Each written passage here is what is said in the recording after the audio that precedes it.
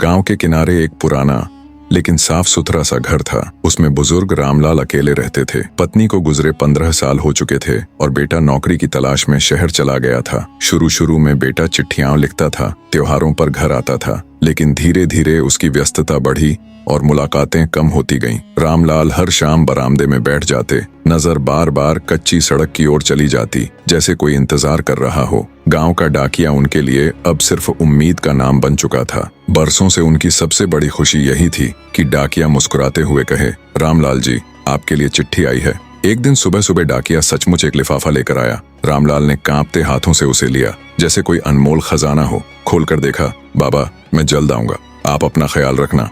बस इतना ही लिखा था, लेकिन रामलाल की आंखों में आंसू और चेहरे पर मुस्कान दोनों आ गए। उस दिन उन्होंने पूरे घर की सफाई की, आंगन में गोबर का लीप किया और रसोई में बेटे के पसंदीदा पकवान बनाने का मन बना लिया। शाम को चारपाई पर नई चादर बिछाई और बेटे के लिए ताजी रजाई निकाली। लेकिन रात ढलते ढलते अचानक उनकी सांसें तेज होने लगीं। पड़ोस की बूढ़ी अम्मा ने पानी पिलाया, पर हालत बिगड़ती चली गई। रामलाल ने धीमे से आसमान की ओर देखा, जैसे किसी को अलविदा कह रहे हों, और उनकी आंखें हमेशा के लिए बंद हो गईं। 2 दिन बाद बेटा गांव पहुंचा। पिता की अर्थी के सामने खड़े होकर उसके होंठ बस इतना कह पाए, बाबा। उसकी जेब में वही चिट्ठी थी जिसे उसने जल्दबाजी में लिखकर भेज दिया था। लेकिन अब उसे एक मुलाकात का इंतजार अधूरा रह गया।